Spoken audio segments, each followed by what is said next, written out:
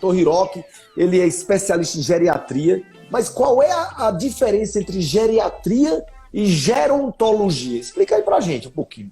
Cara, essa pergunta é bastante frequente, Dayane. Inclusive na roda de conversa, na própria universidade, cara, as pessoas perguntam. Então, ó, vamos separar isso. Geriatria é uma especialidade médica, então voltada lá para diagnóstico e tratamento das doenças mais comuns no idoso.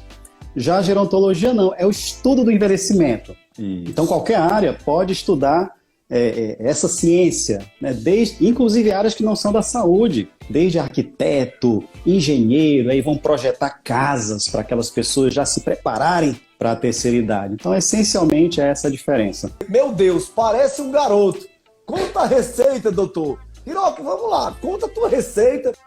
Tá passando mal, tomar água. Tá doente, tomar água. Tudo é tomar água. E a outra coisa é, coma pouco, coma pouco, coma pouco. Então eu fiquei, tomar muito líquido, comer pouco. Muito líquido, tomar pouco. Então, assim, essencialmente, claro, tem muitas outras coisas, né, Dayane? Mas eu me inspirei muito nisso daí, né? E a gente sabe que, na verdade, genética representa apenas ali em torno de 15% a 20%. O restante é o que você faz no dia a dia. A gente falou de geriatria, mas qual a importância? Isso. Dayane, é o seguinte, o que acontece? Você que é médico sabe, né? As especialidades, de uma forma geral, as condições clínicas, elas são bem específicas. Por exemplo, vou dar só um exemplo. Pneumologia. Né? A pessoa que procura o pneumologista é porque ou está cansado, ou está com tosse, e por aí vai. Só que na geriatria, Dayane, as coisas mudam. Os sintomas, eles são inespecíficos. E muitas das condições que a pessoa vai desenvolvendo ao longo dessa terceira idade, elas estão ocultas. Então, se ela não tiver um acompanhamento, não tem como a gente descobrir precocemente e cuidar de forma oportuna. Então, essa talvez seja a grande essência, né, desse cuidado, e até fazer uma avaliação que nós chamamos de multidimensional, que não tem a ver só com a doença, mas aspectos financeiros, aspectos sociais, né, de inserção na sociedade. Então, é um conjunto que faz da especialidade algo específico, né, para esse público. E a Márcia Valderiana, quais vitaminas tomar para ter uma velhice saudável, Hiroki? O que é que você acha que deve? Mas eu vou contar assim uma questão pessoal, né? O que eu faço, né? Porque eu também faço suplementação atualmente, né? Então eu uso glutamina, inclusive tem uma história bem engraçada que se eu puder contar, até queria contar. Olha que você pode tudo. Eu uso glutamina, eu uso ácido clorogênico, uso ácido hialurônico, verisol. Então, de uma forma geral é isso. Claro, aí complexos, né, de zinco, vitamina A, E, enfim, coisa que você já mostra com perfeição no seu canal lá no YouTube. Então, esse é meu dia a dia. E aí a questão da glutamina é muito interessante, porque, inclusive, vi o seu vídeo, acho que foi em 2018 que você deve ter publicado lá. Mais antigo, Não foi? Achei muito interessante. E eu me inspirei naquele vídeo para também poder fazer o uso e tudo mais. E o que acontece, Dayane? Eu vi que era muito bom para superatletas, né? Condições de cirurgias grandes e tudo mais. Só que aí, o detalhe foi que eu tinha um problema de anosmia, né? Para quem está assistindo aí e não sabe o que é isso, eu tinha dificuldade de sentir o cheiro, o gosto. Passei por uma cirurgia, mesmo assim, Dayane, não resolveu completamente. Eu estava lá ainda, né, horas comia, não sentia. E aí, de repente, comecei a usar glutamina. E na época eu estava indo muito para Fortaleza, né, fazer treinamento fora do Ceará e tudo. E aí, você sabe que no meio do caminho tem ali Itapajé. E a gente parava ali do ônibus, na Itapajé. E aí eu entrei no banheiro, Dayane, e comecei a sentir um mau cheiro ali, sabe? Caramba, pô, a Guanabara, pô, cara, uma empresa desse tamanho, podia mandar ajeitar esse banheiro, pô. Né? Fiquei com aquele pensamento, e aquele cheiro de ônibus começou a me incomodar também. Aí aquilo foi o marco, porque dali pra frente eu comecei a perceber que eu tava sentindo o cheiro das coisas, cara. E eu pensei, cara, o que é que eu fiz de diferente nesse tempo todo? Aí, lembrei da glutamina. Comecei a estudar a glutamina, e eu descobri alguns estudos falando que ele melhora sintoma de asma na infância. Eu falei, cara, isso faz sentido. Pô, asma e rinocinusite tem alguns processos semelhantes. Eu falei, cara, pode ser isso. E aí, nesse tempo, eu comecei também a fazer uso em pacientes que tinham problemas semelhantes e o pessoal começou a referir melhor. Eu falei, pô, caramba, graças a Deus. E aí esse é o detalhe da glutamina. E eu acho que talvez tenha até relação, Hiroki, já que a glutamina melhora o intestino, essa conexão cérebro-intestino, vai que tem uma relação aí com as fibras de sensibilidade, não sei, estou viajando aqui, mas tudo é possível, né? Tudo é possível. O fato é que eu melhorei. Posso tomar vitamina D sem fazer exame? Aí, dependendo da faixa etária, é complicado. Por que eu digo isso? Porque o próprio Tratado de Geriatria, que é a nossa Bíblia, né, da nossa especialidade, ele, no capítulo sobre osteoporose, ele comenta o seguinte: mulheres, ali por volta da menopausa, então em torno de 50 anos, sugere já fazer alguma reposição. Então, essa é uma recomendação, inclusive, que nós chamamos de grau B, né? Enfim, é uma recomendação que é abaixo da máxima, tá? Fora essa questão, fora essa situação, é importante que ela realmente tenha uma avaliação para saber nível sérico, e se for o caso, fazer até densitometria.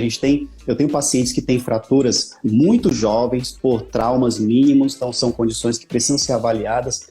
Então, depende, é uma pergunta assim que gera muito desfecho.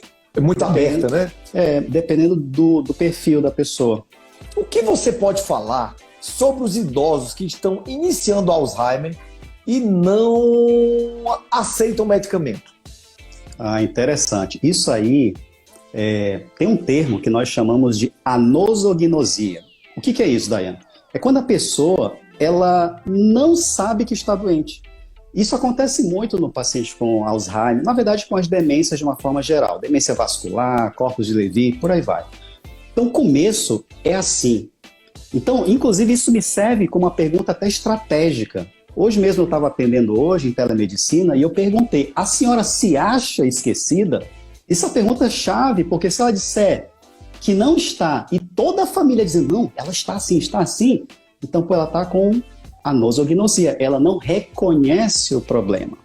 Então, isso é um desafio no começo, de fato. Como é que a pessoa que me perguntou, por exemplo, você tomaria um remédio tendo a convicção de que não tem doença? Essa é a pergunta que eu volto para a pessoa que me perguntou.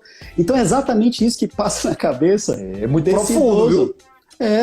Que passa na cabeça dessa pessoa. Ela tem convicção, Daiane, que não está doente. Por que eu tenho que tomar este tal de donepezila, este tal de galantamina, de rivastigmina? Por quê? Então, realmente é um desafio, né? Aí requer o quê? Habilidade de comunicação.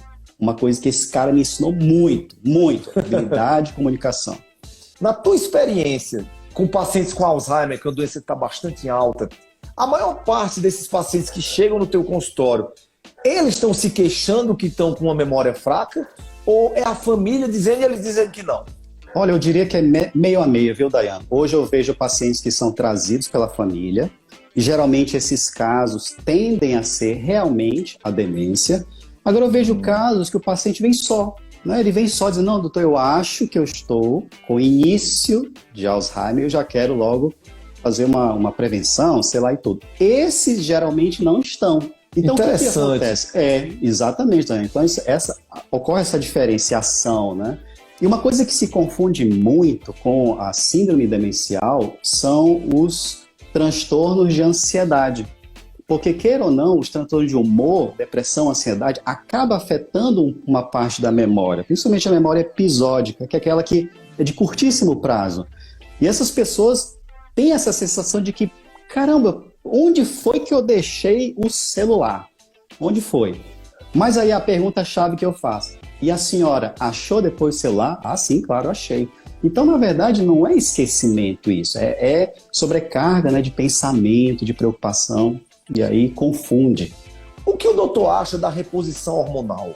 Eita, aí assim, eu vou me posicionar baseado na nossa sociedade, tá? Que é a Sociedade Brasileira de Geriatria e Gerontologia. Inclusive, já falando um tema que talvez vocês fossem me perguntar, mas eu já vou responder, que é a história do anti-aging, né? Então, de vez em quando a sociedade lança uma nota que qualquer, digamos assim, terapia que promova esse tipo de argumento de rejuvenescimento que ela não seja realizada, que qualquer tipo de intervenção seja feita com o intuito de minimizar a carência daquilo. Então, ora, se tem baixa hormonal, então ele tem que fazer. Se ele tem carência vitamínica específica, tem que fazer. Agora, nada com esse propósito de, olha, você vai ser uma pessoa de, sei lá, você vai ficar 20 anos mais jovem. Isso é um argumento que a nossa sociedade, ela condena, sabe? Como identificar o Alzheimer, Hiron? Como algumas pessoas, elas podem ter outras condições que se assemelham. Então, assim, quando a gente vai avaliar, a gente investiga não é só o esquecimento, tá? Então, eu vou dar dica para vocês. Demência de Alzheimer não é só esquecimento. Existe um déficit cognitivo que perpassa a memória, mas também atinge localização temporal, espacial. Então, quando a gente soma todos esses aspectos de déficit cognitivo, que não é só memória, aí nós chegamos a uma possível, né? É um provável Alzheimer, porque não dá para chegar com 100% de certeza em vida que ele tem a doença. Então, a gente aplica baterias de memória, testes de memória, testes cognitivos. A gente pede alguns exames de laboratório para identificar causas que sejam ou secundárias ou que imitem a demência. Por exemplo, anemia dá o quê? Dá apatia, dá lentidão, dá perda de velocidade. E ele pode simular um estado de demência. Então a gente pede exame de laboratório para isso, para separar. E aí muitas vezes exame de imagem, né, ressonância, tomografia, para também descartar doenças que vêm junto com o esquecimento, né? Ou então tumores que poderiam também estar justificando aquela mudança de comportamento. A partir de que idade é indicado que a pessoa comece a procurar um médico geriatra? Nossa, eu adoro essa pergunta, Daiane. Isso aí eu recebo demais. A pessoa às vezes fica contando as horas para fazer 60 anos. Sério? Fica contando. Não, peraí, doutor. Mês que vem eu faço 60 e eu vou começar a fazer acompanhamento. Cara, não é isso. Não é isso. Preste atenção. Tudo bem que o campo da geriatria é um campo voltado para o idoso que, cronologicamente no Brasil, é aquela pessoa com 60 anos ou mais. Só que isso está transcendendo a questão puramente etária. Qual é o nosso objetivo hoje? Ajudar pessoas a viverem muito com qualidade de vida. E isso não tem hora para começar. Não tem tempo. Eu até brinco assim, cara, na hora que cair a ficha para ti, que tu tem que fazer alguma coisa para viver pelo menos 6, 8, 10 anos a mais, aí tu me procura. Inclusive, Daí, eu vou te contar uma história que talvez você não saiba. Um período da minha carreira, eu me desmotivei demais com a geriatria, porque eu só via idoso acabado, cara. Ou seja, eu só me procurava nas últimas. Eu passei 1 ano fora da minha área. Fechei consultório, eu estava só dando as aulas na universidade, mas eu parei porque aquilo estava me desmotivando, saí do centro de especialidades médicas. E aí foi a época que, aí você vai saber disso agora, que a gente se conheceu, pô. A gente se conheceu, aí comecei a trabalhar mentalidade, tudo. Falei, cara, caiu a ficha. Eu não posso trabalhar em envelhecimento. Eu tenho que trabalhar longevidade, eu tenho que trabalhar vida longa. E aí, aí caiu a ficha e eu voltei. Não, agora é o seguinte, eu vou cuidar das pessoas para viverem muito. Claro que tem muita gente que me procura nas mesmas condições, né? Acamado, com síndrome da imobilização, já em coma. Eu vou cuidar dessas pessoas, mas o meu foco hoje é naquelas que querem realmente ter aquela vida extraordinária. E hoje, cara, eu atendo pessoas de 40, 45 anos, 50 anos. Ou seja, as pessoas estão entendendo o recado. Rapaz, eu me aperrei agora, viu, Daiane? Por quê, rapaz? Rapaz, eu procurando este botão, macho. Cadê este botão? E dando tchau, e mandando coraçãozinho, mandando beijo, e nada.